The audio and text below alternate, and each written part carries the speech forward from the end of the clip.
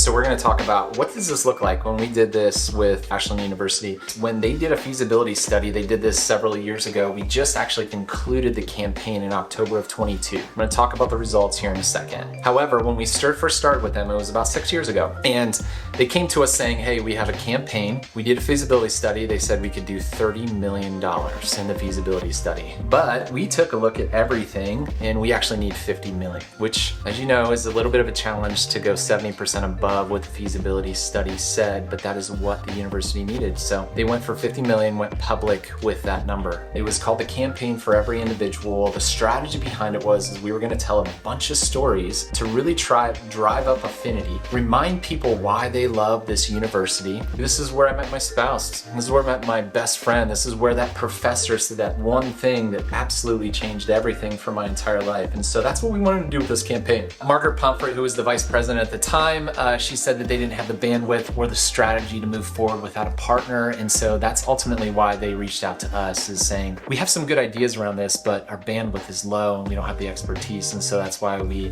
partnered with them and we created a campaign execution guide and put all of these things together. But ultimately what we ended up doing was, like I said, we wanted to tell so many stories to build up this affinity, and that's what we did. So you can actually see it right now if you go to advancement.ashland.edu/story. If you go there, take a look at all the stories. And those stories, we told them in multiple different formats. Stuff lives on the website, but we were also doing like short little snippets to throw on social, sent out a ton via email, and we're really looking to get traction. Kind of any metric that you can think about in terms of click-through rates, open rates on email, those sort of things. We blew everything out of the water. The worst that we did with any metric was double industry standards. And I'm going to tell you the secret why. Why did we crush every single metric? It's because one thing and one thing only.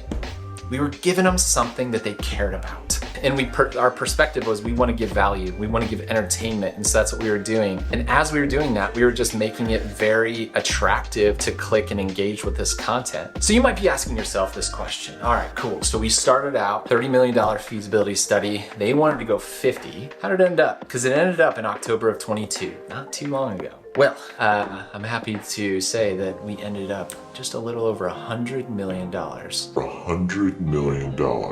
In October of 22. So it went from 30 million to 50 to 100 million. And the VP at the time, Margaret Pomfret, she said that this wouldn't have happened without this strategy. And so this is how it works. This is the solution. This is the application. This is how it works.